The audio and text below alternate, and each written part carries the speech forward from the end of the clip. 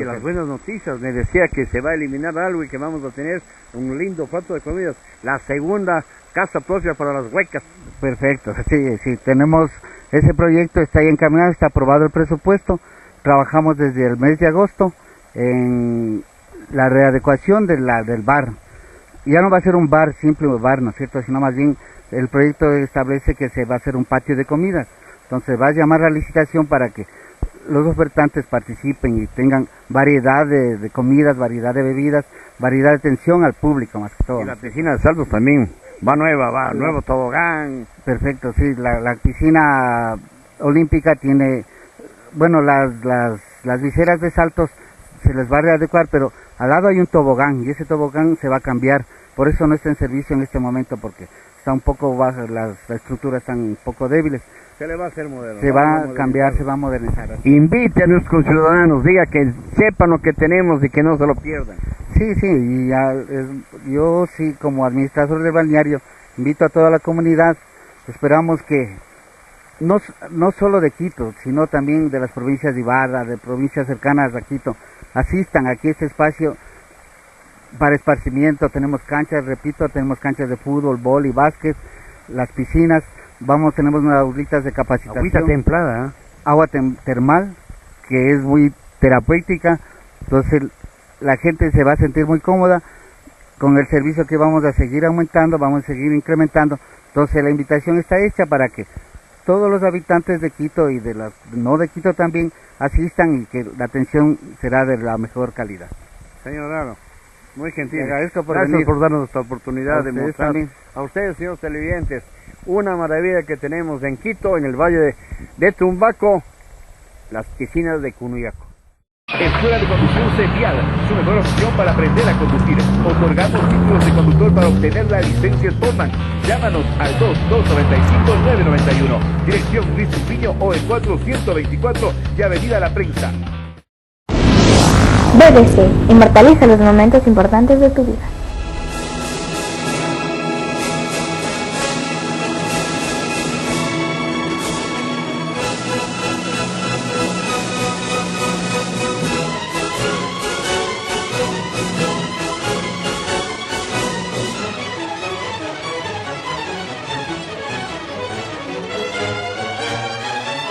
Reservaciones a los teléfonos 2-251-341 089-166-364. Haz que tu fiesta sea inolvidable.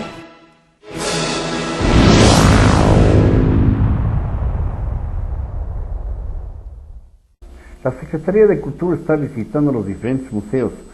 Yo creo que es un trabajo que vale la pena hacerles conocer a ustedes.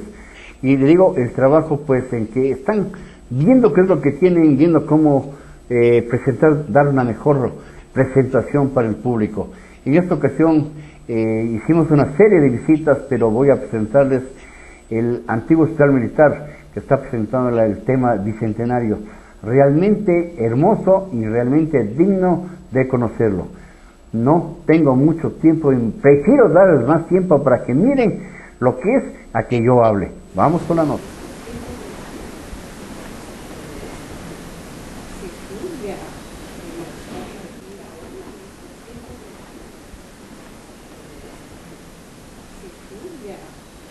A comienzos del siglo XVIII, el rey de España se da cuenta del retraso que se estaba viviendo en comparación a Francia e Inglaterra. Por tal motivo implanta varias reformas, como por ejemplo impulsa la ciencia y a la educación, crea nuevos tributos e impuestos, concentra el poder en la corona y abre el comercio. Con la apertura del comercio comienzan a ingresar productos desde Castilla, como por ejemplo la tela de Castilla y la muy conocida harina de Castilla. Como ya les había mencionado, la actividad económica que constituía a la audiencia eran los obrajes y telares. Entonces esto desata una crisis económica que se ve agudizada por la convulsión social que se vivía por las revueltas indígenas que se estaban dando, ya que los indígenas, la población indígena buscaba la abolición de los diferentes métodos de explotación. Y para concluir la primera sala, vamos a hablar del antecedente más importante del 10 de agosto de 1809 y qué es lo que se perseguía tras los hechos revolucionarios. Como el antecedente tenemos la rebelión de los barrios, en el cual la población pedía que se elimine el estanco. El estanco era el impuesto al aguardiente y también pedía que se criollicen los españoles, es decir, que se casen con las criollas y no serían expulsados. Y bueno, antes de ver qué es lo que se perseguía tras los hechos del 10 de agosto, es muy importante diferenciar entre criollos y chapetones. Los criollos eran los hijos de dos españoles nacidos en territorios americanos y los chapetones eran los españoles nacidos en Europa y que venían a vivir a la audiencia. El 10 de agosto de 1809 lo que se pedía era formar un gobierno criollo respetando la autoridad real. En ese momento no se buscaba una independencia de España. Claro que luego de la masacre del 2 de agosto de 1810, en la que fallecen 300 quiteños a manos de los españoles, se busca una independencia total del dominio español. Y bueno, en esta sala titulada La Nación en la Fragua vamos a ver cómo las ideas libertarias se comienzan a enraizar en medio de la población, pero en medio de la población criolla, que era la única que tenía acceso a las universidades y por ende a la educación, y se daban cuenta de que esta manera de opresión no era la que querían tener ellos. En Quito se vivía una crisis económica y una crisis social. ¿Pero qué sucedía en las otras ciudades de la audiencia? Por ejemplo, en Guayaquil, a pesar del incendio de las 150 casas principales, gracias al boom del cacao no se veía afectado. También en Cuenca, gracias a los cañaverales que rodeaban a la región y a la producción agrícola. Y finalmente, en Loja se había descubierto la quina o cascarilla, que era una planta para curar la malaria y el paludismo y elaborar tintes. Como vemos, estas tres ciudades estaban viviendo un auge económico, por tal motivo no apoyarían a la ciudad de Quito en los deseos de un gobierno autónomo, un gobierno independiente, y por eso nuestro gobierno tan solo funcionaría 77 días. Aquí tenemos al presidente José García de León y Pizarro, quien llega a la audiencia junto a su esposa María Frías. Estos dos seres eran bastante corruptos, a la mujer le encantaba pedir obsequios, es así como cuando el presidente es promovido a una plaza en el Consejo de Indias, ella le sugiere al Cabildo Civil de Quito que le regalen algo a la altura. Es así como el Cabildo le regala un óleo que representa esta imagen y un bastón con una empuñadura de oro.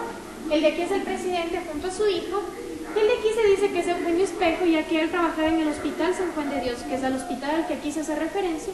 En ese entonces, aquí se nos pinta un presidente bueno, generoso y caritativo, cuando no era así. Él tan solo visita una vez el hospital y es para que se le realice esta imagen. Y esta es la sala de grabados. Aquí tenemos grabados realizados por el inglés Ernest Charlton en el año de 1867. Vamos a ver lo que les mencioné, el Juancho, que era el pregonero de la ciudad, era el que se encargaba de anunciar si había fiestas, si las universidades o el cabildo realizaría algún evento. El traje era bastante colorido y estaba conformado por 4 colores. Tenemos también al aguador, que era quien llevaba el agua a las casas, ya que en ese entonces no existía un sistema de canalización ni tubería. Se calcula que cargaban aproximadamente unos 2 quintales de agua sobre sus espaldas, desde las plazas hasta las casas. Por tal motivo ellos morían en una posición encorvada. Tenemos a los yumbos, que eran las personas que venían desde el oriente trayendo frutas tropicales, plantas medicinales, entre otras, a la población. No se importaba de qué región específicamente llegaban ellos, así se les conocía a todos, y también se les conocía así a los caminos que ellos iban marcando desde el oriente hasta la audiencia. Estos caminos son los que Pedro Vicente Maldonado utiliza para poder realizar los trazos de la carta geográfica que vimos en el pabellón número 1. Alrededor de calles, el aseo de la ciudad de Quito estaba a cargo de la población indígena de comunidades cercanas, como por ejemplo de Nayón, de Grande, Carapungo, Calderón, que venían a la ciudad a realizar la limpieza. Y el comercio de telas fue muy importante, así como las muy conocidas telas de guano, venían desde allá a la ciudad de Quito para que se realice un comercio bastante fuerte, bastante importante. Y la vendedora de leche, también los derivados de la leche eran muy importantes, como por ejemplo la mantequilla y la nata, era algo muy apreciado por la población de